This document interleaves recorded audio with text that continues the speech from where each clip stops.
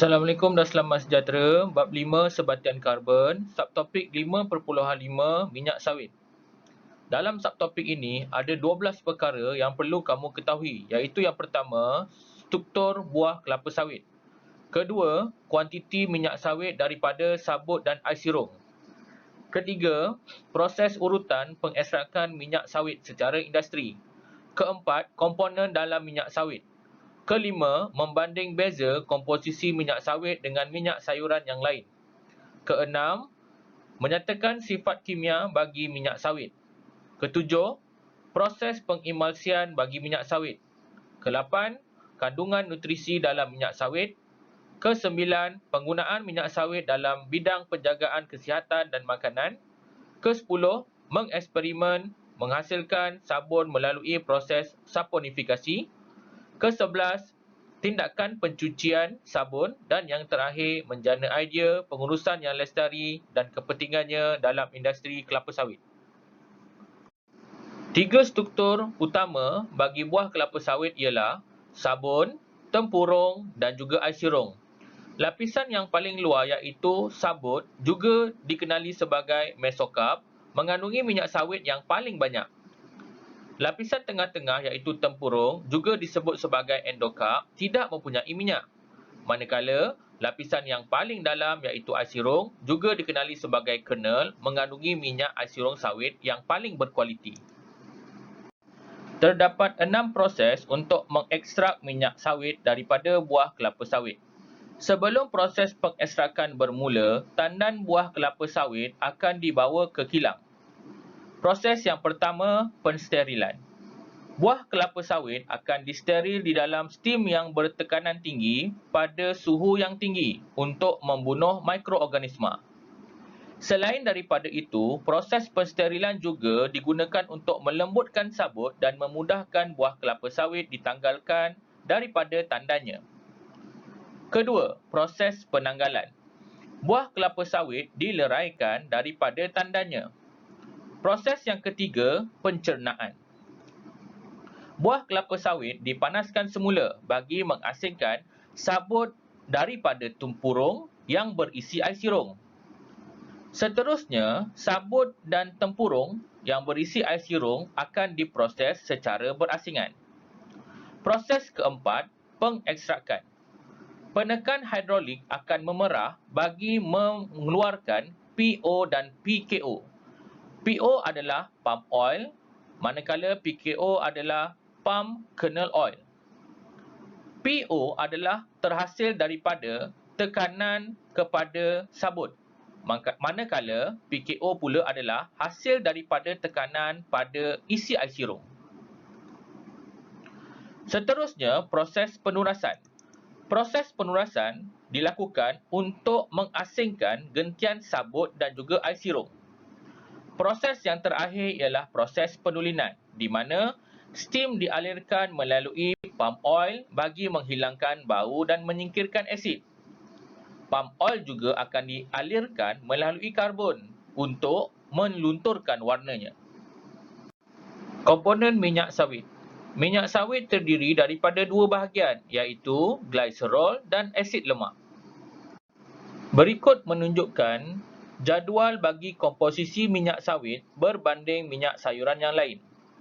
Dapat dilihat daripada jadual, nisbah lemak tepu dan tidak tepu minyak ais sirung sawit adalah antara yang terendah. Dengan kata lain, kandungan lemak tepu dan lemak tidak tepu bagi minyak ais sirung sawit adalah seimbang. Seterusnya, sifat kimia minyak sawit. Pertama, proses pengoksidaan. Pengoksidaan minyak sawit berlaku apabila molekul minyak sawit bergabung dengan oksigen di dalam udara menghasilkan radikal bebas yang berbahaya kepada kesihatan manusia. Kedua, hidrolisis. Hidrolisis berlaku dalam minyak sawit apabila molekul minyak sawit bertindak balas dengan air menghasilkan gliserol dan asid lemak. Dan yang terakhir adalah pengesteran. Proses pengesteran berlaku apabila molekul asid lemak dalam minyak kelapa sawit bertindak balas dengan alkohol untuk menghasilkan ester, iaitu biodiesel minyak sawit. Sifat fizikal bagi minyak sawit. Proses pengemulsian.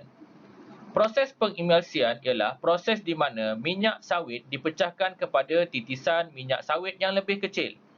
Hal ini akan meningkatkan jumlah luas permukaan minyak. Maka, kadar pencernaan minyak sawit adalah lebih tinggi. Proses pengemulsian ini juga berlaku di dalam badan manusia. Berikut adalah kandungan nutrisi dalam minyak sawit. Minyak sawit merupakan minyak yang mengandungi lemak. Namun, minyak sawit mempunyai kelebihan berbanding minyak sayuran yang lain, iaitu dari segi keseimbangan jumlah lemak tepu dan lemak tidak tepu. Kedua, minyak sawit merupakan sumber vitamin yang kaya dengan vitamin E dan vitamin A.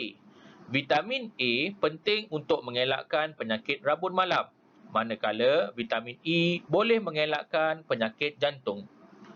Minyak sawit juga mengandungi bahan antioksidan seperti karotina dan juga vitamin E. Beta-karotina ini memberikan warna merah jingga kepada minyak. Bahan antioksidan ini penting untuk melambatkan proses pengoksidaan. Seterusnya, minyak sawit juga tidak mengandungi kolesterol. Penggunaan minyak sawit dalam bidang penjagaan kesihatan dan makanan. Minyak kelapa sawit sesuai dijadikan pelbagai makanan kerana kaya dengan nutrien. Antara makanan yang boleh dihasilkan oleh minyak sawit ialah menghasilkan minyak masak, minyak sayuran, margarin, coklat, susu dan kapsul vitamin E. Selain daripada itu, minyak sawit juga sesuai digunakan dalam bidang penjagaan kesihatan untuk menghasilkan barang solekan seperti gincu dan juga sabun. Penghasilan sabun dinamakan sebagai proses saponifikasi. Secara ringkasnya, proses saponifikasi ialah tindak balas antara minyak dan alkali pekat bagi menghasilkan garam asid lemak atau sabun dan gliserol. Penghasilan sabun atau proses saponifikasi dimulakan dengan mencampurkan kedua-dua bahan iaitu minyak kelapa sawit dan larutan natrium hidroksida pekat. Larutan natrium hidroksida pekat boleh digantikan dengan larutan kalium hidroksida pekat. Seterusnya, kedua-dua campuran itu akan dipanaskan selama 10 minit. Proses pemanasan ini penting untuk melarutkan minyak di dalam natrium hidroksida. Seterusnya, tambahkan air suling dan garam iaitu natrium klorida bagi membentuk mendakan atau pepejal sabun daripada larutan tersebut. Panaskan semula selama 10 minit. Kemudian turaskan. Baki turasan akan diletakkan di dalam tabung uji, lalu digoncangkan dan digosokkan di antara jari. Apabila baki turasan itu digoncangkan, akan terbentuk buih-buih. Manakala apabila baki turasan digosokkan di antara jari, akan terasa licin. Komponen molekul sabun dan tindakan pencucian sabun. Komponen molekul sabun terdiri daripada dua bahagian utama iaitu kepala dan ekor.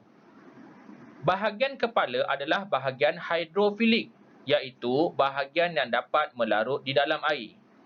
Manakala bahagian ekor adalah bahagian yang hidrofobik. Ia dapat melarut di dalam gris atau minyak. Berikut pula adalah tindakan pencucian sabun. Pertama, sabun melarut di dalam air. Tegangan permukaan air akan dikurangkan. Maka, permukaan kain akan dibasahi oleh air sabun secara menyeluruh. Kedua, ekor molekul sabun yang bersifat hidrofobik akan melarut di dalam kotoran bergris pada permukaan kain. Manakala, kepala molekul sabun yang bersifat hidrofilik pula akan melarut di dalam air. Dan yang terakhir, tindakan menggosok kain akan menanggalkan kotoran. Kotoran tersebut akan terampai di dalam air sabun. Buih-buih sabun yang dihasilkan oleh air sabun akan memerangkap kotoran. di dalam air sabun, seterusnya disingkirkan semasa kain dibilas. Berikut pula adalah skop pengurusan lestari dan kepentingannya dalam industri kelapa sawit. Pertama, penggunaan tanah. Penanaman semula dijalankan untuk pokok yang terlalu tua untuk mengoptimumkan penggunaan tanah. Kedua, air sisa. Air kumbahan kilang minyak sawit dijadikan baja organik dan menjadi bahan tenaga biogas. Seterusnya, kualiti udara. Kualiti udara akan meningkat kerana karbon dioksida diserap dan gas oksigen dibebaskan semasa pokok kelapa sawit menjalankan proses fotosintesis. Dan yang terakhir, sisa kelapa sawit akan ditukarkan kepada pelbagai jenis produk yang berguna. Sebagai contoh, pelepah dijadikan sebagai baja. Batang pokok pula dijadikan bahan gantian kayu. Tandan kosong dijadikan kompos. Tempurung boleh dijadikan bahan bakar. Sabut pula boleh dijadikan pemaidani dan tekstil. Dan yang terakhir, POME atau Palm Oil Mill Effluent atau sisa kumbahan digunakan sebagai biogas dan juga baja.